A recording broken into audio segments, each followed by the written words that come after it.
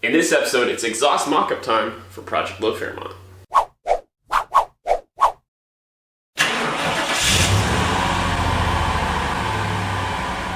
Welcome to the channel. My name is Grant Tommy. This is Straight 6 helping you build your hot rod and your confidence without a ton of money. And today we are attempting to slide the complete white pipe up under Project Fairmont and fit the pipe and muffler under the car. Now, I've got a lot to bring you guys up to speed on from the course of basically Thursday, Friday, Saturday, and now today's Sunday. So let's do a quick rewind and get you guys caught up to today, Sunday. So much like last episode that went up on Friday, I recorded this on Friday.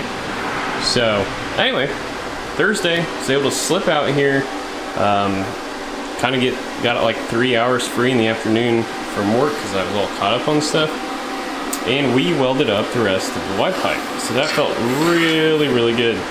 So the only thing left now is we have to weld up where the air tube went in. And I've actually already got one done because I decided I would take a bolt and dip this end in some muriatic acid to strip away the coating. And I've got this side plugged up. Now, I was originally gonna buzz off all of the threads, but I thought, hey, what if the welds on my hangers don't hold up over time? Wouldn't you like to have something like this? So just buy one of those exhaust hangers, you know, and you have another solution. So I just as well leave a little bit of thread so someone can nut and bolt something on if they need to. So that's what I'm going to do. And then after that, all we have left is finishing sectioning the cat. And to do that, well, of course, I've cut out this cardboard template, which I will lay out on some sheet metal, and we're going to do some practicing welding on this stuff. Probably going to use old heat shield from the catalytic converters, but we're definitely going to want to practice some stuff before we commit to the final solution. Since I know my patch panel wants to have these little ears on it, and knowing that I'm going to use the old heat shield as my material, I'm just going to go ahead and lay this kind of inside here, and we're going to cut it out. That way it's going to naturally already come with a bend based on where I cut it out at.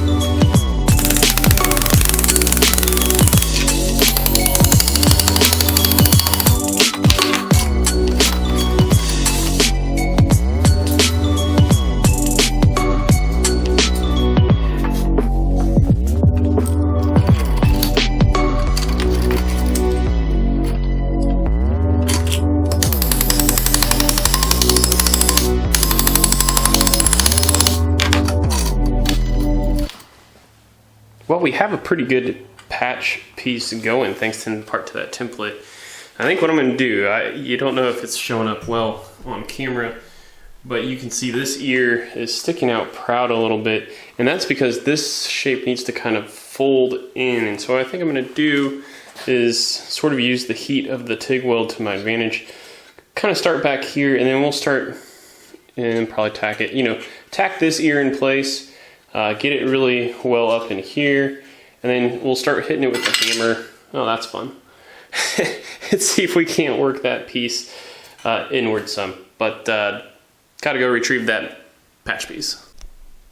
So after I got a few tacks in, one down there, this was probably my best one.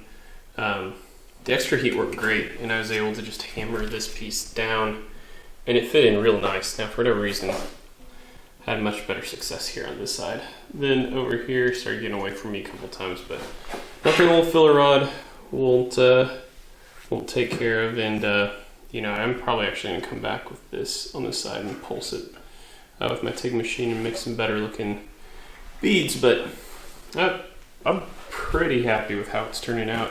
I'm trying to play the good neighbor card right now. It's almost 11, so don't really want to fire up the grinder and grind this down yet. So we'll do that in the morning, but getting close. Getting close.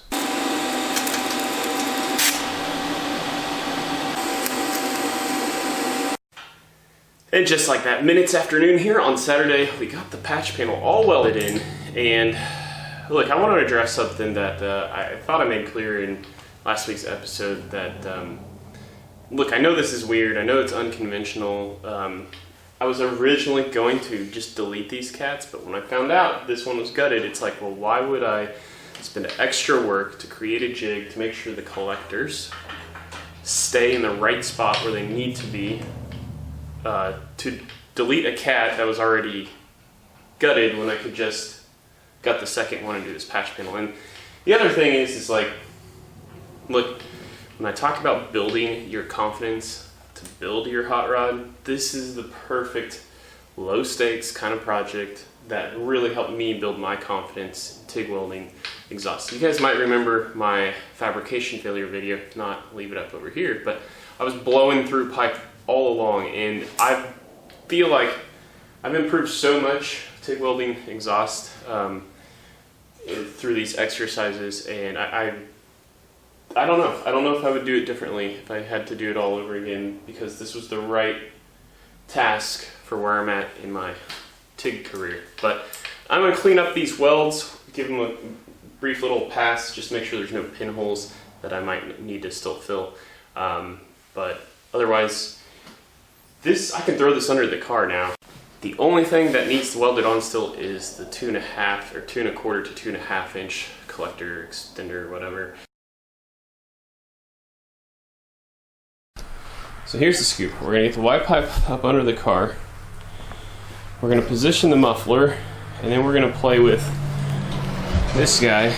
As I mentioned, I left material here. You can see it kind of like it curves back this way, and I want to figure out, once this is in position, how we want to position that. We'll mark it, and then figure out, we can kind of hang the muffler and then connect the two, because I can slide the pipe into the muffler and I can slide the pipe into that guy, but we'll probably have one clamp right there. So I will weld the pipe to my muffler, get that size figured out, and it's all going to work out because I'll mark it and then I'll have to pull this back off to weld that on, but I still need to drain the oil because I pulled the dipstick yesterday and it smelled like gas, so we got to change the oil yet a second time before this is ever run. First time, of course, if you remember when I had to drop the oil pan. And also, since my spark plugs are probably gas valve, I'm going to go ahead and pull the driver's side header. As you know, I have that conflict with the GT40P heads and the headers. Cylinder number 7, you basically can't get to that spark plug without pulling the headers. But let's get this up underneath.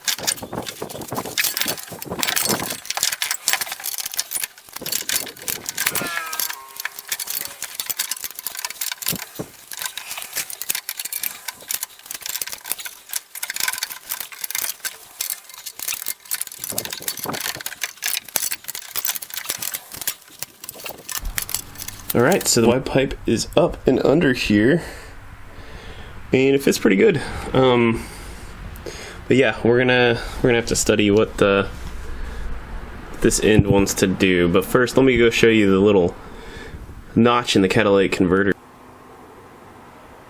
There is the transmission linkage and the notch in the catalytic converter. Probably should have got my DJI Osmo Action cam out for this shop, but kind of too greasy to go inside and go get it. But yep, you can see now I've got plenty of space to clear as I go through the gears. But while we're under here and while we have things mocked up, I need to like do things like zip tie this connector, because it's now going to otherwise fry itself on the exhaust. So let me zip tie that up. And then passenger side, you may remember from previous uploads we talked about transmission cooler lines would be close after I took the heat shield off, but I can pass my fingers through just fine. So I'm gonna wrap this with some leftover kill mat I have, so that way it helps deflect heat, off the cooler lines. But so anyway, otherwise, really happy with the way it turned out. It's nice and sturdy up under here from the hangers. So I'm really happy with the work I've done. All right, well, now that I have it mocked up and in place, and knowing I want the muffler to tuck up nice underneath the floor pan under the rear seat, you can see how of course, the elevation of the inlet versus the outlet of my Y-pipe is. So I'm going to do what I originally planned, and I'm probably just going to tack weld this piece on. That way the exhaust shop, or the guy I take it to, if he wants to take it off and manipulate it more to his advantage, can do. But yeah, I'm gonna want someone with a pipe bender to make that transition. And I can see there's definitely some value into having a little bit of an angle to it, but I'm gonna study that a little bit closer.